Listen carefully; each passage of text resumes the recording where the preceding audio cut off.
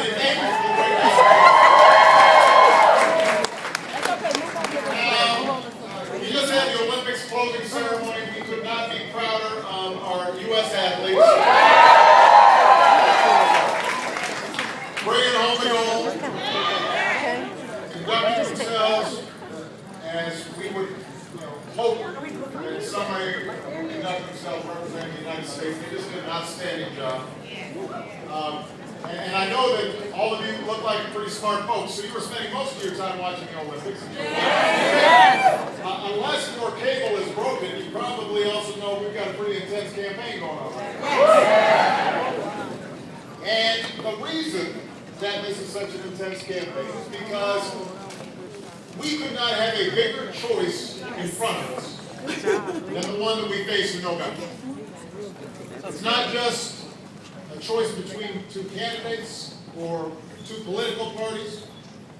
More than any other election, this is a choice about two different visions for the country, for two different directions of where America should go.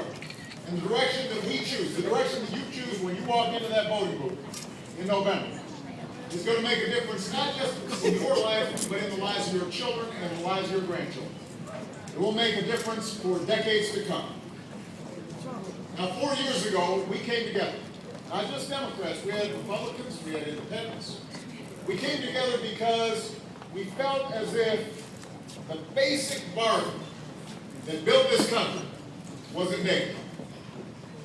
It was a bargain that said, here in America, if you work hard, you can get ahead. The basic idea that if you act responsibly, if you are putting in all your effort, then you can find a job that pays the bills. You can find a home you can call your own. You can send your kids to college. You won't go bankrupt when you get sick. You can retire with dignity and respect. And most importantly, Come on now. the next generation can dream even bigger and do even better than we ever imagined. That's the core of the American dream. That's the basic American promise that made us the envy of the world, that made us the most powerful economy in the world, that built the largest middle class in the world. That idea that here in America, you can make it if you try. Now, we have gone through a decade in which that basic compact seemed as if it wasn't true for too many people. Folks at the top were doing very well. But for ordinary families all across America, it felt as if people were working harder, making less, while the costs of everything from health care to college were going up. Jobs were being shipped overseas. We ran 2 wars on a credit card. We turned surpluses into deficits. And it all culminated in the worst financial crisis since the Great Depression. Now, we spent the last 3.5 years trying to get us back on track. We saved an auto industry on the brink of collapse. Don't forget the banks. Don't forget the banks. We worked with the financial sector to start doing things the old-fashioned way, lending to businesses and families instead of engaging in reckless speculation. 4.5 million new jobs have been created, 500,000 manufacturing jobs, the most since the 1990s. But Chicago, we got a long way to go. All of us know friends, neighbors, family members who are still out of work or whose homes are still underwater. Too many folks are still burdened by enormous college debt. Too many folks still don't have a sense that tomorrow will be better than today. And so the question in this election is, which way do we go? Do we go forward towards a new vision of an America in which prosperity is shared, or do we go backward to the same policies that got us into this mess in the first place? You know, I believe we have to go forward. I believe we've got to keep working to create an America where no matter who you are, no matter what you look like, no matter where you come from, no matter what your last name is, no matter who you love, you can make it here if you try. In November, that's what I'm running for a second term as president.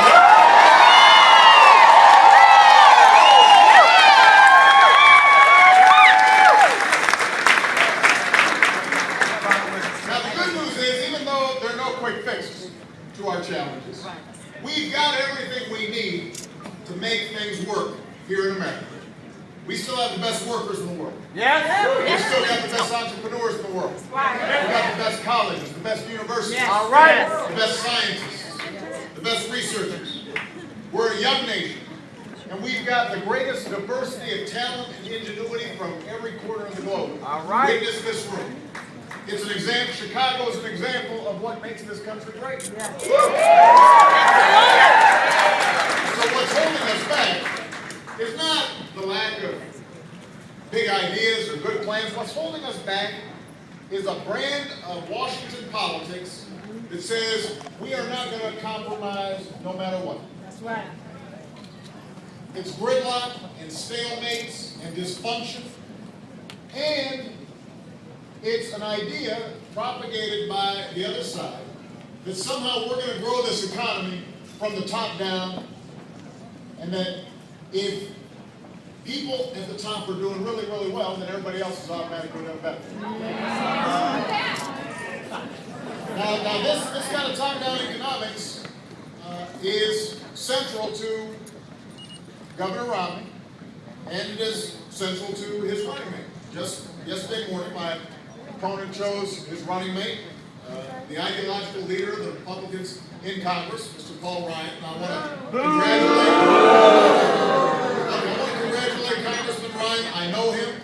I welcome him to the race. Congressman Ryan is a decent man. He is a family man. He's an articulate spokesman for Governor Romney's vision.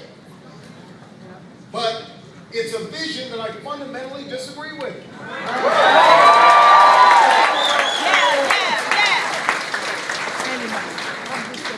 My opponent and Congressman Ryan and their allies in Congress, they all believe that if we just get rid of more regulations on big corporations and we give more tax breaks to the wealthiest Americans, it will lead to jobs and prosperity for everybody else.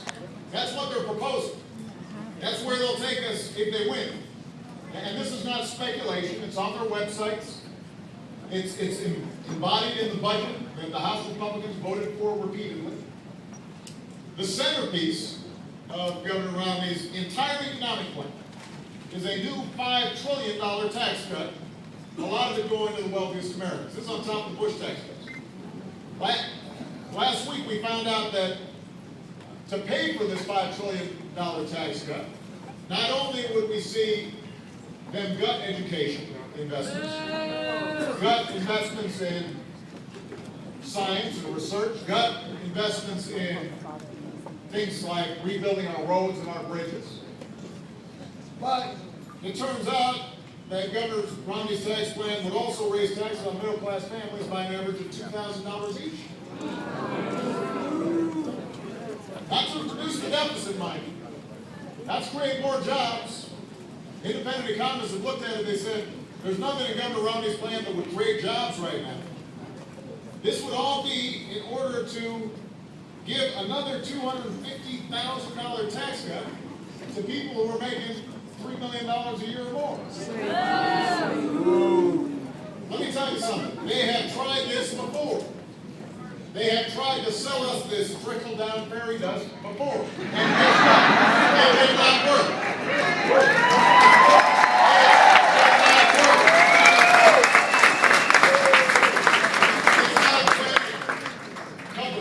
It's not a plan to create jobs. It's not a plan to revive the middle class. It's not a plan to move our economy forward. We don't need more tax cuts for folks like me. We need to give tax relief to working Americans. Yes. For folks who are trying to raise their kids, keep them healthy, and send them to college, and keep a roof over their heads. That's the choice in this election, and that's why I'm running for a second term as president.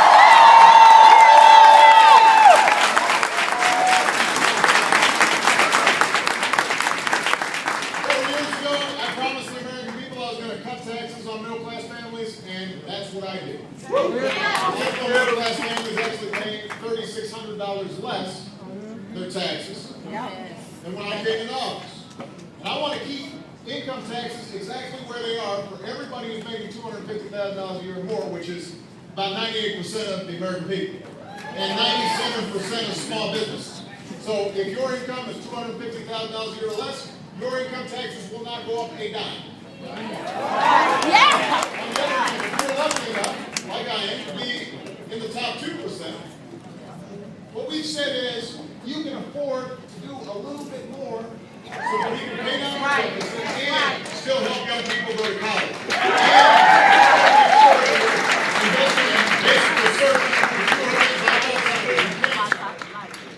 We're asking you to contribute a little bit more. And look, the government's still going to have to do its part. We've already cut $1 trillion of spending. An additional $1.2 trillion is slated to be made. We can cut out programs that don't work to make sure we can invest in the things that do. We can make government more streamlined, more efficient.